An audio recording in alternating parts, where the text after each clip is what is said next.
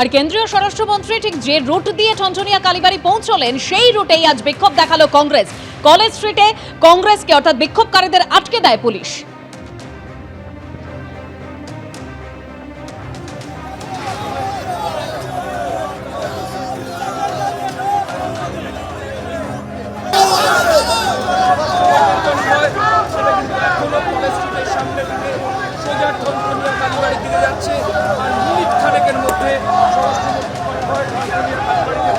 কেন্দ্রীয় স্বরাষ্ট্রমন্ত্রী কনভয়ের রুট সেই রাস্তাতেই বিক্ষোভ দেখিয়েছে আজ প্রদেশ কংগ্রেস। একেবারে একদিকে আপনারা দেখতে পাচ্ছেন প্ল্যাকার্ড হাতে বিক্ষোভ দেখান সেই মুহূর্তে প্রদেশ কংগ্রেস নেতৃত্ব, যেখানে শুভঙ্কর সরকার রয়েছেন প্রদেশ কংগ্রেস সভাপতি।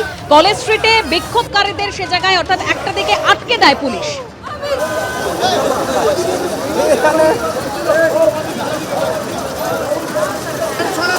স্বরাষ্ট্রমন্ত্রীর যে লাইন অফ রুট, সেই লাইন অফ রুটের সামনে এইভাবেই সিনিয়র পুলিশ অফিসিয়ালসরা তারা দাঁড়িয়ে রয়েছেন এবং দাঁড়িয়ে তারা এই রাস্তায় অর্থাৎ এরই মাঝে আমি যে ছবি দেখাবো, দেখো স্বরাষ্ট্রমন্ত্রীর যে কনভয় সেটা কিন্তু কলেজ স্ট্রিট দিয়ে সোজা ঠনঠনিয়া কালীবাড়ির দিকে আসছে।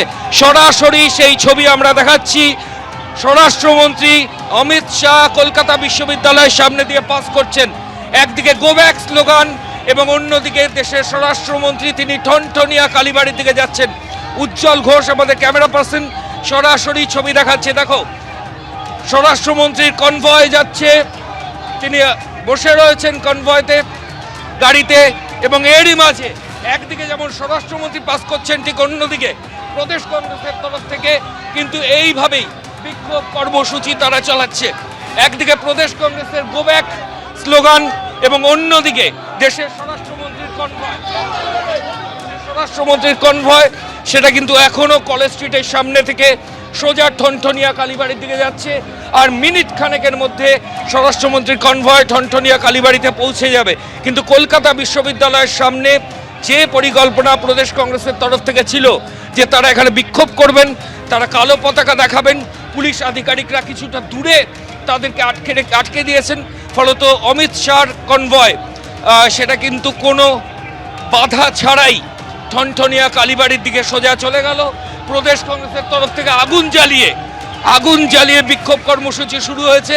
প্রদেশ কংগ্রেসের তরফ থেকে আগুন জ্বালানো হয়েছে, গো ব্যাক স্লোগান দেওয়া হচ্ছে।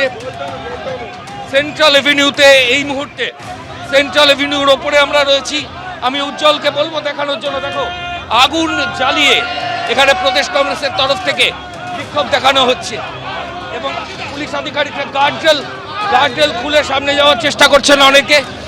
দেশের স্বরাষ্ট্রমন্ত্রী তিনি এই মুহূর্তে এখান থেকে কিছুটা দূরে 1 কিলো।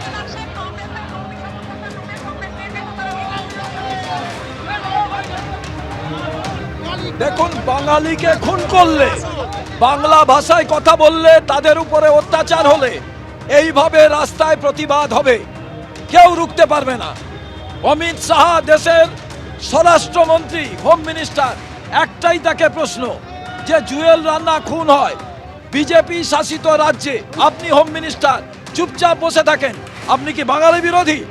আপনি কি বাংলা ভাষা বিরোধী? আমরা জানতে চাই। রবীন্দ্রনাথকে রবীন্দ্র সান্যাল বলছেন, আপনি বাংলা বিরোধী? আমরা এটা জানতে চাই, তাই এই বিক্ষোভ।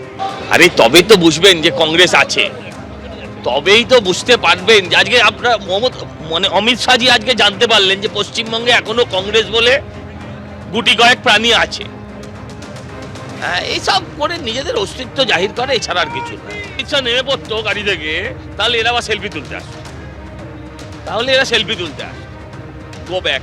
আরে ওদেরকে যারা শূন্য হয়ে গেছে, যারা নিজেরাই ব্যাক করে গেছে, তারা আবার গো ব্যাক বলে কি? 50 বছর ধরে যারা ক্ষমতার বাইরে, প্রতিবার শূন্য তারা গো ব্যাক করছে। অমিত দিলীপ ঘোষকে নিয়ে শুভেন্দু অধিকারী, সুকান্ত মজুমদার, শ্রমিক ভট্টাচার্যদের সঙ্গে বৈঠকে হাজির হলেন অমিত শাহ। আর এরপরই প্রশ্ন উঠছে, তাহলে কি ফের সক্রিয় হচ্ছেন দিলীপ ঘোষ?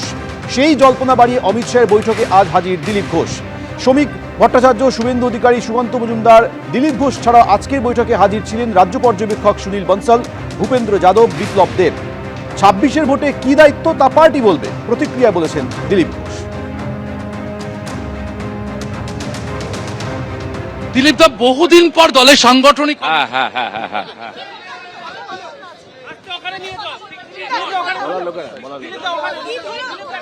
কথা বলছিলাম দিলীপ ঘোষের সঙ্গে, তিনি মন্তব্য করতে চাইছেন। শোনার জন্য ডাকা হয়েছিল, শোনার জন্য ডাকা হয়েছিল, শোনার জন্য। সেটা পার্টি জানে, কে ডাকা হয়েছিল শোনার জন্য। আচ্ছা, বাকি যা বলা হবে সেটা হবে। বাংলাতে একটা প্রবাদ আছে, মরণকালে হরিনাম, আপনারা শুনেছেন। বিজেপির মরণকালে এখন দিলীপ নাম, আমি এইভাবেই দেখছি। আজকে কেন্দ্রীয় স্বরাষ্ট্রমন্ত্রী অমিত শাহ সল্টলেকের একটি হোটেলে একদিকে যেরকম দলের সাংসদ বিধায়কদের সঙ্গে তিনি বৈঠক করেছেন, অন্যদিকে সায়েন্স সিটি অডিটোরিয়ামে কলকাতার বুথ সদস্যদের সঙ্গে আজকে বৈঠক করেছেন এবং সেখান থেকে তিনি এটা স্পষ্ট করে দিয়েছেন যে 26-এ এবার বিজেপির সরকার ক্ষমতায় আসবে। গতকালও তিনি বলেছিলেন যে 2/3 সংখ্যা গরিষ্ঠতা নিয়ে ক্ষমতায় আসবে বিজেপি এবং তার জন্য দলের বিধায়ক থেকে বুথ স্তরের কর্মীদের ঠিক কি কি কাজ করতে হবে একদম হোম টাস্ক রেডি করে দিয়ে গিয়েছেন কেন্দ্রীয় স্বরাষ্ট্রমন্ত্রী। 3 দিনের প্রোগ্রাম সফল হয়েছে, আমরা একদম উজ্জীবিত, আমরা একদম সবাই একসাথে আছি, আমরা লেগে পড়ব। এটা সম্পূর্ণ তাদের দলের ব্যাপার। এখন বিজেপির কার কার সঙ্গে কবে কার ঝগড়া হবে আর কার কার সঙ্গে কবে কে বৈঠকে বসবেন সেটা আমাদের আলোচ্য বিষয় নয়। এই বিজেপি বাংলার মানুষকে বকেয়া টাকা দেয় না, বাংলা ভাষাকে অপমান করে, মনীষীদের নামটুকুও উচ্চারণ করতে পারে না এবং বাংলা ভাষা বললে অন্য রাজ্যে হ্যারাস করে, পিটিয়ে মেরে ফেলে, বাংলাদেশে পাঠিয়ে দেয়। এবার এদের নিজেদের মধ্যে ঝগড়া ছিল, দিলীপ ঘোষকে কোণঠাসা করেছেন সুকান্ত মজুমদাররা, নিজেদের মধ্যে ঝগড়া ছিল। এই ঝগড়া ছিল, এই ঝগড়া আছে, এই ঝগড়া ভবিষ্যতেও থাকবে। এখন কোথাকার কোন মাস্টারমশাই এসে 4টে দুষ্টু ছেলেকে একসঙ্গে বসিয়েছে, তো তার মানে এই নয় যে এরা 4 জন হঠাৎ ভালো হয়ে গেল। কোচবিহার থেকে কাকদ্বীপ, রাজ্যের সব কেন্দ্রে নরেন্দ্র মোদী প্রার্থী। আমি দেখতে পাচ্ছি পশ্চিমবঙ্গে বিজেপির সরকার শপথ নিচ্ছে, তৃণমূলকে হারাতে সবাইকে কাঁধে কাঁধ মিলিয়ে কাজ করতে হবে। সায়েন্স সিটিতে কলকাতার বুথ সদস্যদের বৈঠকে বার্তা দিলেন কেন্দ্রীয় মন্ত্রী সুকান্ত মজুমদার। এই নির্বাচনে আমাদের তৃণমূল কংগ্রেসকে পরাভূত করতে হবে, হারাতে হবে এবং তার জন্য আমাদের সকলকে কাঁধে কাঁধ মিলিয়ে লড়াই করতে হবে। মনে রাখবেন, প্রার্থী একদম কোচবিহার থেকে শুরু করে আলিপুরদুয়ার থেকে শুরু করে কাকদ্বীপ পর্যন্ত বা কাঁথি পর্যন্ত যদি আপনি ভাবেন, প্রত্যেক জায়গায় নরেন্দ্র মোদী প্রার্থী এবং পদ্মফুল প্রার্থী। এই পদ্মফুলকে জেতাতে হবে, অন্য কোনো কিছু দেখলে হবে না।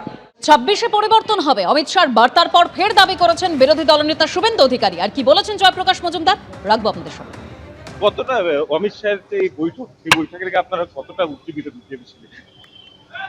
সকলে উজ্জীবিত, আমরা জিতবো, 26-এ পরিবর্তন হবে, আসল পরিবর্তন। এইসব দাবি অনেক দিন ধরেই চলছে, এসব ফাঁকা আওয়াজ শুনে আর কত আমরা বলবো? এগুলো ফাঁকা আওয়াজ আর হতাশার বহিঃপ্রকাশ, এটাও বলতে পারেন। কিভাবে বলবেন? কারণ আমরা আসবো, আমরা আসবো, আমরা জিতবো, আমরা জিতবো, আর প্রত্যেকবার হেরে বসে থাকছে। সুতরাং এইসব কথার কোনো গুরুত্ব নেই। পরপর বৈঠক, কর্মী সম্মেলন সেরে ঠনঠনিয়া কালীবাড়িতে গেলেন অমিত শাহ, পুজো দিলেন কেন্দ্রীয় স্বরাষ্ট্রমন্ত্রী।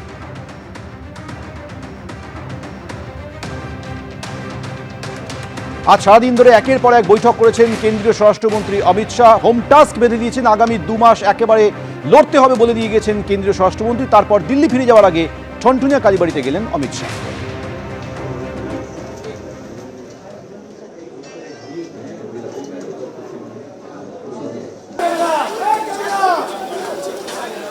Hello hello hello hello hello hello hello, হটিয়ে হটিয়ে ক্যামেরা।